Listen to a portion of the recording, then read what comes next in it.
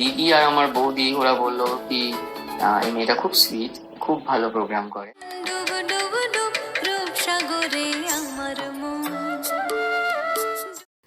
বিধাননগর পুর নিগমের প্রাক্তন মেয়র পরিষদ তথা তৃণমূলের হেভিওয়েট নেতা দেবরাজ চক্রবর্তী ও তার স্ত্রী প্রখ্যাত সঙ্গীতশিল্পী তথা প্রাক্তন বিধায়িকা অদিতি মুন্সিকে নিয়ে এখন রাজ্য রাজনীতিতে শোরগোল।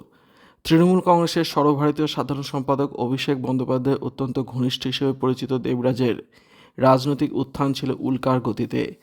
তবে সম্প্রতি তার বিরুদ্ধে তোলাবাজি, বেআইনি জমি দখল এবং আয় বহির্ভূত বিপুল সম্পত্তি রাখার অভিযোগ উঠতে শুরু করেছে।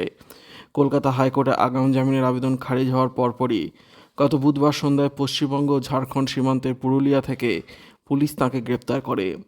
দেবরাজের এই নাটকীয় গ্রেফতারি এবং তার বিরুদ্ধে ওঠা ১৩০০ কোটি টাকার বেনামি সম্পত্তি রাখার অভিযোগ নিয়ে এখন বিশাল শোরগোল পড়ে গিয়েছে। ঠিক তখনই তার পাশে দাঁড়িয়ে বিস্ফোরক মন্তব্য করলেন তার মা। কি বললেন তিনি শোনাবো, তাই ভিডিওটি শেষ পর্যন্ত দেখুন আর চ্যানেলটি অবশ্যই সাবস্ক্রাইব করুন।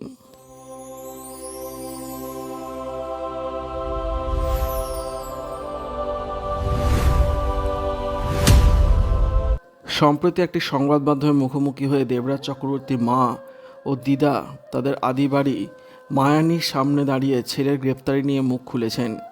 নেতার বিরুদ্ধে যেখানে হাজার হাজার কোটি টাকার সম্পত্তি রাজপ্রাসাদ করার অভিযোগ উঠেছে, সেখানে তার মা থাকেন অত্যন্ত জরাজীর্ণ অতি সাধারণ একটি পুরনো বাড়িতে। দেবরাজের মা জানিয়েছেন, ছেলের গ্রেপ্তারির পর পুলিশি হয়রানি ও জেরা এড়াতে আতঙ্কে তাদের বাড়ির পুরনো পরিচারক ও কাজের লোকেরা পালিয়ে গিয়েছে। বর্তমানে সম্পূর্ণ একা অসুস্থ অবস্থায় দিন কাটাচ্ছেন তিনি।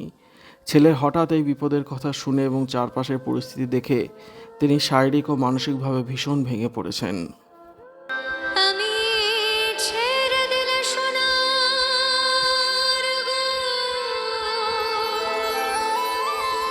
ছেলের বিরুদ্ধে ওঠা তোলাবাজি, কোটি কোটি টাকার দুর্নীতি, নারী পাচার কিংবা বেআইনি জমি দখলের মতো সব অভিযোগকে সম্পূর্ণ মিথ্যা, অবাস্তব বলে উড়িয়ে দিয়েছেন দেবরাজের মা। ক্ষোভ প্রকাশ করে তিনি বলেন, সংবাদ মাধ্যমে যা দেখানো হচ্ছে তা কেবলই মানুষকে হাসানোর খোরাক এবং সম্পূর্ণ ভিত্তিহীন। তার দাবি, দেবরাজের বাবা আগে থেকে অত্যন্ত সততার সঙ্গে কনস্ট্রাকশনের ব্যবসা করতেন এবং দেবরাজকে তারা সেই সৎ শিক্ষাই দিয়েছেন। মায়ের কথায়, আমার ছেলে সাচ্চা এবং সৎ, আর একজন সৎ লোক সবসময় চোখের ওপর চোখ রেখে কথা বলতে পারে। ছেলের বিপুল সম্পত্তির বিষয়ে তার বিন্দুমাত্র জানা নেই এবং পুরো বিষয়টিকে তিনি এক গভীর রাজনৈতিক চক্রান্ত, মিথ্যা মামলা বলে দাবি করেছেন। অভিষেক বন্দ্যোপাধ্যায়ের সঙ্গে দেবরাজের সম্পর্কের বিষয়ে কথা বলতে গিয়ে তার মা জানান, তৃণমূলের এই শীর্ষ নেতা কোনোদিন তাদের এই বাড়িতে আসেননি, তবে দেবরাজের বিয়েতে আমন্ত্রিত হিসেবে উপস্থিত ছিলেন। ব্যক্তিগতভাবে মাত্র 2 থেকে 3 বার ক্ষণিকের জন্য তাদের দেখা হয়েছে। তবে যখনই দেখা হয়েছে, অভিষেক বন্দ্যোপাধ্যায় অত্যন্ত ভদ্রভাবে তাঁর পায়ে হাত দিয়ে প্রণাম করেছেন এবং যথেষ্ট শ্রদ্ধা ও সম্মান প্রদর্শন করেছেন। এছাড়া দার্জিলিংয়ে পাহাড় কিনে রাখা এবং পরে তা বিক্রি করে দেওয়ার যে গুঞ্জন উঠেছে, সে প্রসঙ্গে মা জানান যে আগে থেকে হয়তো এমন কিছু ছিল, তবে বর্তমান পরিস্থিতিতে সেটি কেনা বেচার ইত্যাদি সম্পর্কে তার কাছে কিছুই জানা নেই। দেবরাজ ও অদিতি মুন্সি কেন এই জরাজীর্ণ আদি বাড়িতে থাকেন না বা কেন ফ্ল্যাটে থাকেন, সে বিষয়েও মা স্পষ্ট ব্যাখ্যা দিয়েছেন। তিনি জানান যে তাদের মধ্যে কোনো পারিবারিক অশান্তি বা দূরত্ব নেই। পুত্রবধূ হিসেবে অদিতি অত্যন্ত ভালো মেয়ে। আসলে সন্তান হওয়ার পর এবং এই পুরনো বাড়িতে লিফট বা অন্যান্য আধুনিক সুযোগ সুবিধা না থাকার কারণেই তারা অন্য জায়গায় স্থানান্তরিত হতে বাধ্য হয়েছেন। পরিশেষে ছেলের কিছু ব্যক্তিগত অভ্যাসের কথা মনে করে মা আবেগপ্রবণ হয়ে বলেন, দেবরাজ মশলাদার খাবার একদম পছন্দ করে না, বরং তার জন্মদিন 5ই এপ্রিলে মায়ের হাতের পাতলা মাছের টক ও ঝোল খেতেই সবচেয়ে বেশি ভালোবাসে সে। সমস্ত ঝড়ঝাপটা পেরিয়ে ছেলে খুব তাড়াতাড়ি নির্দোষ প্রমাণিত হয়ে আবার ঘরে ফিরে আসবে, সেই আশাতেই দিন গুনছেন তাঁর অসহায় মা। 2015 সালে সারেগামাপা রিয়েলিটি শো থেকে জনপ্রিয়তা পান অদিতি মুন্সি। পরে রাজনীতিতে যোগ দিয়ে 2021 সালে বিধায়কও হন। বর্তমানে তার স্বামী দেবরাজ চক্রবর্তী গ্রেপ্তার হওয়ার পর তাকেও ঘিরে নানা বিতর্ক তৈরি হয়েছে। এই পরিস্থিতিতে অদিতিকে নিয়ে একাধিক বিস্ফোরক মন্তব্য করেছেন একই রিয়েলিটি শোর প্রতিযোগী ও গায়ক সৌম্য চক্রবর্তী। তিনি দাবি করেছেন, প্রতিযোগিতার সময় থেকেই তাদের সম্পর্ক ভালো ছিল না। ওই সাক্ষাৎকারে সৌম্য বলেন, সারেগামাপা চলাকালীন অদিতির আচরণ তাঁর ভালো লাগতো না। তার অভিযোগ, অদিতি একসময় তাকে রাগ সঙ্গীত শেখানোর চেষ্টা করেছিলেন, যা তিনি ভালোভাবে নেননি। একই সঙ্গে তিনি দাবি করেন, প্রতিযোগিতার সময় অদিতির সঙ্গে তাঁর দীর্ঘদিনের মতবিরোধ ছিল, যদিও বিষয়গুলির পর তিনি ভুলে এগিয়ে যাওয়ার চেষ্টা করেছিলেন বলেও জানান। সৌম্য আরও দাবি করেন, প্রতিযোগিতার সময় অদিতি নিজের সুবিধার জন্য বিভিন্ন মানুষের সঙ্গে সম্পর্ক তৈরি করেছিলেন, এমনকি শোয়ের সঙ্গে যুক্ত কয়েকজনের সাহায্য নিয়ে এগিয়ে যাওয়ার চেষ্টা করেছিলেন বলেও তার অভিযোগ। পাশাপাশি তিনি অদিতির গানের উচ্চারণ এবং সঙ্গীত চর্চা নিয়েও প্রশ্ন তোলেন। তবে এই সমস্ত অভিযোগ সম্পূর্ণ সৌম্য চক্রবর্তীর ব্যক্তিগত দাবি, যার সত্যতা স্বাধীনভাবে যাচাই করা যায়নি। অতীতের একটি ঘটনার কথা উল্লেখ করে সৌম্য জানান, সারেগামাপা প্রতিযোগিতার একটি আড্ডায় সবাই মিলে বিল ভাগ করে দিলেও অদিতি নাকি কোনো টাকা না দিয়েই বেরিয়ে যান। এছাড়া ফাইনালের সময় পরিবারের জন্য অন্যদের তুলনায় অদিতি অনেক বেশি প্রবেশপত্র পেয়েছিল বলেও দাবি করেন তিনি।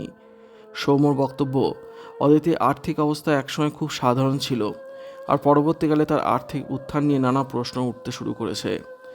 বর্তমান পরিস্থিতি নিয়ে সৌম্য বলেন, একজন শিল্পী হিসেবে তিনি চান অদিতি আবার সঙ্গীতে ফিরুন এবং নিজের গানের উপর আরও বেশি মনোযোগ দিন। তবে আইনের তদন্তে যদি কোনো অভিযোগ প্রমাণিত হয়, তাহলে আইন অনুযায়ী ব্যবস্থা নেওয়া উচিত বলেও তার মত। একই সঙ্গে তিনি জানান, ব্যক্তিগতভাবে অদিতির বিরোধী তিনি নন, কিন্তু তার কাজের সমালোচক। তার মতে নিয়মিত সঙ্গীত চর্চা করলে একজন শিল্পীর পরিচয় সবথেকে বড় হয়ে ওঠে। এই পরিস্থিতিতে রিয়েলিটি শোয়ে ব্যক্তিগত পরিচিতি বা প্রভাব খাটিয়ে আদৌ এগিয়ে যাওয়া সম্ভব কিনা, সেই প্রশ্নে মুখ খুলেছেন ওই মরশুমের আরও কয়েকজন প্রতিযোগী। ক্লাসিক্যাল বিভাগে বিজয়ী দীপন মিত্র জানান, তার এমন কোনো অভিজ্ঞতা নেই। তিনি বলেন, যদি সত্যিই ব্যক্তিগত প্রভাবে সব কিছু নির্ধারিত হতো, তাহলে অদিতি নয়, তিনি বা সৌম্যর মতো অন্য প্রতিযোগীরা সাফল্য পেতেন না। তার মতে এই প্রতিযোগিতায় প্রত্যেকেই নিজ নিজ বিভাগের যোগ্যতার ভিত্তিতে এগিয়েছিলেন। এ প্রসঙ্গে গায়ক দুর্নিবাস সাহা বলেন, একটি রিয়েলিটি শোয়ে শুধু ভালো গান গাইলেই হয় না, শিল্পীর উপস্থাপনা, আচরণ, বিচারকদের প্রতি সম্মান এবং সামগ্রিক ব্যক্তিত্ব গুরুত্বপূর্ণ ভূমিকা পালন করে। তবে তিনি স্পষ্ট জানান, নিজের চোখে কখনো কাউকে ব্যক্তিগত প্রভাব খাটিয়ে প্রতিযোগিতার সুবিধা নিতে দেখেননি। তার কাছে নিজের গান এবং শিক্ষকদের পরামর্শই ছিল সবথেকে বড় ভরসা। গায়ক শোভন গাঙ্গুলিও সৌম্যর মন্তব্যের একমত নন। তার বক্তব্য, কোনো রিয়েলিটি শোয়ে ব্যক্তিগত সম্পর্কের ভিত্তিতে সাফল্য আসে না। শেষ পর্যন্ত দর্শকদের ভালো লাগা এবং শিল্পীর পারফরমেন্সই সবচেয়ে বেশি গুরুত্ব পায়। অদিতির গান যদি মানুষ পছন্দ না করতেন, তাহলে তিনি এতদিন ধরে গায়িকা হিসেবে নিজের জায়গা ধরে রাখতে পারতেন না বলেও মত প্রকাশ করেন শোভন। অদিতি মুন্সিকে নিয়ে সৌম্য চক্রবর্তীর মন্তব্য সামনে আসার পর বিষয়টি নিয়ে সঙ্গীত মহলে আলোচনা শুরু হয়েছে। তবে দুর্নিবার, দীপন বা শোভনদের বক্তব্য স্পষ্ট, তাদের ব্যক্তিগত অভিজ্ঞতায় রিয়েলিটি শোয়ের ফল নির্ধারণে কোনো ধরনের ব্যক্তিগত প্রভাব বা পরিচিতির ভূমিকা তাঁরা দেখেননি।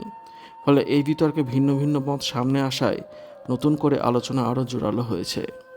দেবরাজ চক্রবর্তী গ্রেপ্তার হওয়ার পর নতুন করে চর্চায় উঠে এসেছে গায়িকা ও প্রাক্তন বিধায়ক অদিতি মুন্সির ব্যক্তিগত জীবন। জানা গিয়েছে, যে ফ্ল্যাটে তিনি দীর্ঘদিন থাকতেন সেখানে এখন তালা ঝুলছে। ওই ফ্ল্যাটেই অদিতির একটি রেকর্ডিং স্টুডিও ছিল, পাশাপাশি বিভিন্ন বাদ্যযন্ত্রের সংগ্রহ রাখা ছিল সেখানে। ওই বছরের জানুয়ারি মাসে মা হন অদিতি মুন্সি।